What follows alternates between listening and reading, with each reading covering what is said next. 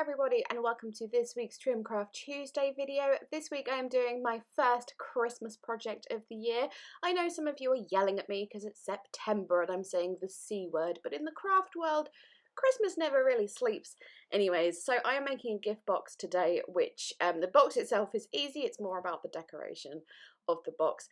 I was just showing you at the beginning there the items I'm using. I've got Paper Addicts Christmas Belle, the Simply Creative glitter felt, artificial snow, and something else. Oh, the little Christmas pom-poms as well. So I'm making some felt roses to put on the top of the gift box, these glitter ones, and they are very, very pretty. I'm just showing you an example one there that I made in gold.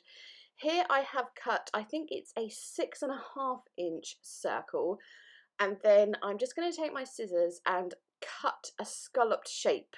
Not an exact one, it can be really, really rough. The scallops really don't need to be like the same size or anything. And then once you've done that whole edge, you're going to keep cutting into the circle with the scallop shapes and just keep going round and round and round, sort of cutting in a little bit every single time, so you're going down in a spiral. Just a little disclaimer, this is by no means my original idea. Someone taught me how to do this a very long time ago. I can't remember who, but yeah, just you've probably seen it out there. It's not exactly a groundbreaking thing, but they are very, very pretty. So once that's all cut, I'm going to rearrange it back into its little spiral, and then just so I have it ready to hand, I'm just cutting with a scrap of felt a little circle, kind of 1.5 inches in size roughly. And then you want to take the end of your scalloped spiral that you've cut, not the center, the outside edge, and then just start rolling it up, occasionally adding a little dab of hot glue just to keep everything together. The way you roll it up is you want the top of the scallops kind of poking out, so don't roll lining up the bottom edge, sort of roll, as I said, with the scallops poking out, so it becomes sort of higher and higher up as you go round. And as I said, every so often, just when you feel it's necessary, you can kind of feel with your hands when it's starting to feel a bit loose, just add a little dab of hot glue here and there. And then as you come to the end, which I am almost at, you've kind of got the little circle left over in the middle, like so. You just want to use that as a little base. So pop some hot glue onto that, quite a lot helps, and then pop that down. And then you want to grab that little scrap that you've cut, that little circle, add another chunk of hot glue onto that, and then pop that on as a base to hold everything together. And then obviously just hold it for a couple of seconds, make sure everything is all, you know, lined up and dry and everything. I should probably add the old disclaimer about being careful with a hot glue gun. I know you're all probably, you know, total veterans at using them, and probably like me, you can barely feel the hot glue anymore, but I probably some legal thing that I have to disclaim.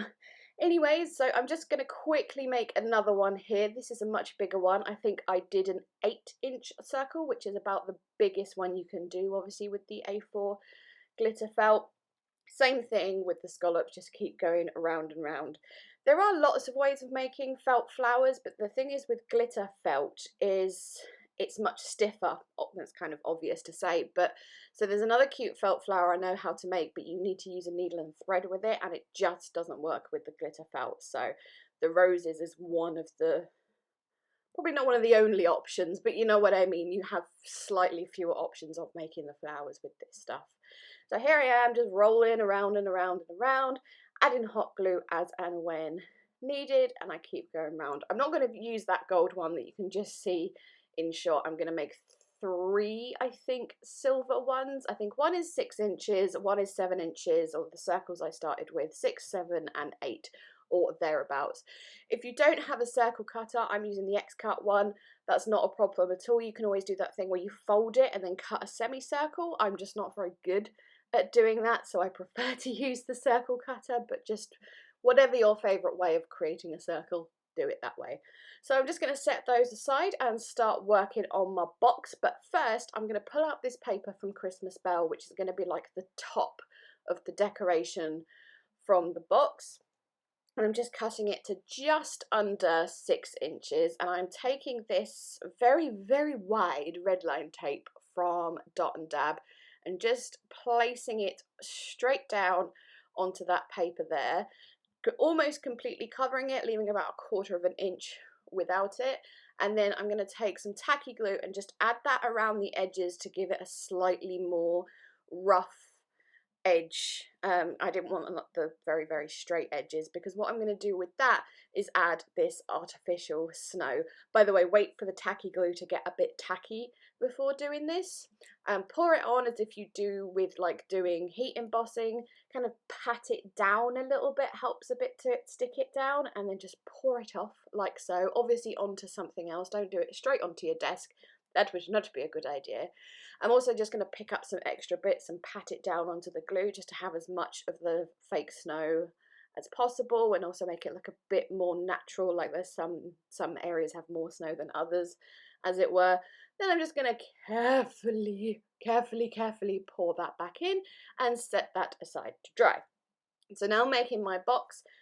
I know you probably know how to make a box, so I'm not going to explain it in too much detail. I want to make a 6-inch box, so I have cut one paper to 10 by 10 inches and one to just over 9 by 9.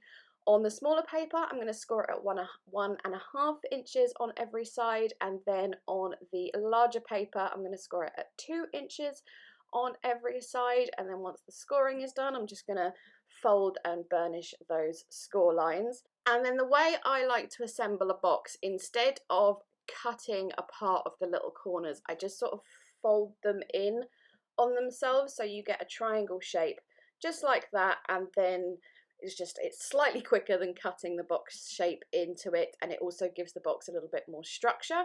So that's the way I choose to do it. Then you just want to add adhesive on the inside of those little triangles that you've folded, and then just, you know, bring everything up together. And then also you want to sort of attach those little triangle foldy bits that are sticking into the inside of the box with, you know, whatever adhesive you choose. So again, I didn't want to linger on this, because I'm sure you all know how to make a box, or you even have ways that you prefer doing it or whatever. But yeah, then here's my I've done the lid in exactly the same way. The reason you do it slightly over on the inches, like not even 1/4 of an inch, is because the lid obviously needs to be slightly wider than the base, so it can fit nicely over the top.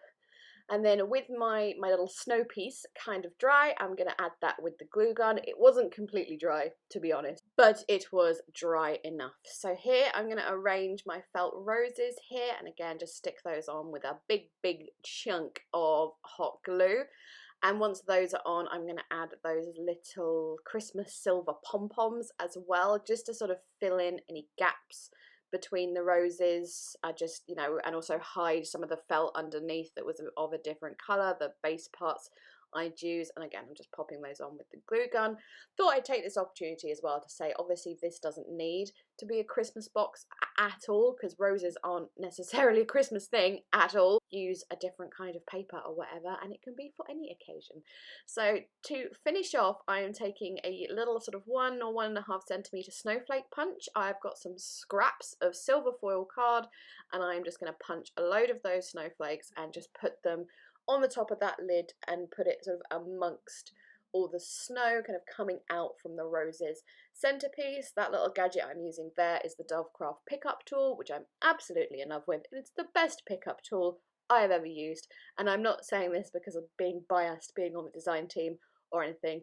Genuinely, that is my opinion. I love that thing. And I think I had to punch out a few more snowflakes because I wasn't 100% happy with the current snowflake situation.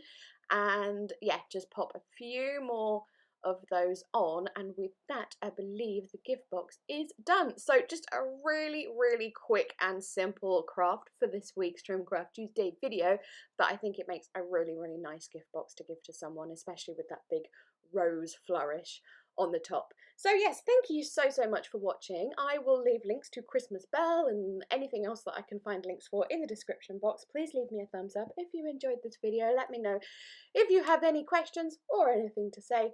And yeah, I'm gonna go. Thanks again. Bye bye.